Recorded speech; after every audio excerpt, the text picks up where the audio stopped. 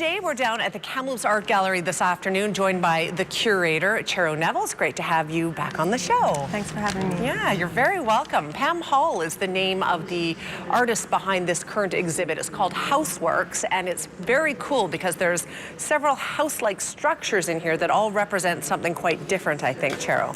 Yeah, there's actually 4 huge 8 by 8 by 8 by 8 houses hanging from the ceiling. And they're very colorful. They're all different projects. And this entire exhibition is on loan to us from the Rooms Provincial Art Gallery in St. John's, Newfoundland.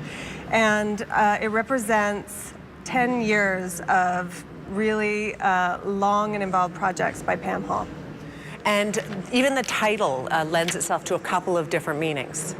Yeah, Houseworks. So if you break that down and you think about house as a noun, as something that provides us shelter or contains us, our families, but also it can be about housing. So to house memories, histories, all kinds of things that all of us experience in the meaning of a house. So it's symbolically about the house, but also about work. So there's different ways of thinking about work. And Pam Hall actually, she likes to define her practice as arts work being social labor.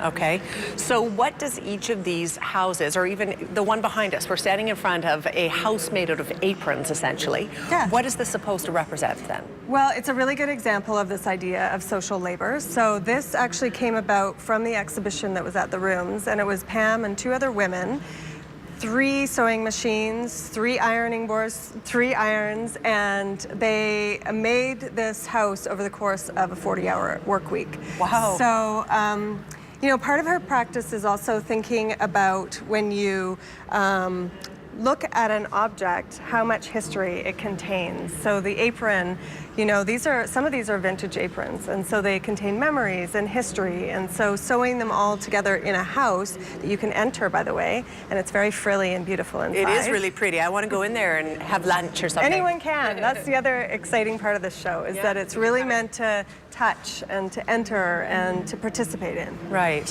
What do you think is the general feeling she wants people to understand about her work here? Well, I wouldn't say that there's an overall political statement, but definitely it allows a space to contemplate these ideas of labor or work. So one example of that is a performance that she did on Monday, on her last day here, where she asked people to come and do their homework. So to count the number of hours that they spend on housework, groceries, making meals, looking after children, all of that kind of thing that sometimes is gender specific, maybe not, which is also an interesting thing to think about, but also something that we just don't count. So when you count something, then you're adding value to it. And so all of that math she actually wrote on aprons and made a mini apron house in the gallery for people to now see. I'm going to guess that Pam has kids. She has 1 daughter who's actually an award-winning filmmaker. Oh, good. Yeah. Fantastic. Very interesting. It's a very interesting concept. I really love the way the gallery's set up to sort of show the different houses that are involved. Anything else you would like to add? Well, another participatory aspect of it is that actually there's 2 things that you can add to in this exhibition. One of them is building a village project, which you'll see there's all these mini villages or houses that make up a community, a village. That came about through a social media project that she did where people could print out templates and make their own house. And so there's all sorts of different designs and different approaches.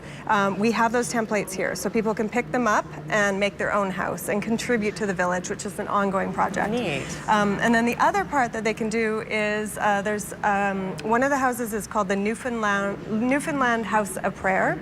And it is made up of people's prayers, hopes and dreams and prayers. And so it's little strips of white fabric, and we have a Kamloops prayer house as well that's developing. So one wall that's on our wall, you can tie your own prayer to it and contribute to this ongoing prayer house. Was that here in the gallery? It's in the gallery, yeah. Fantastic. So people can come down and contribute and be a part of this sort of living art process. Exactly. Very cool. Cheryl, thank you for being here today. Thank you.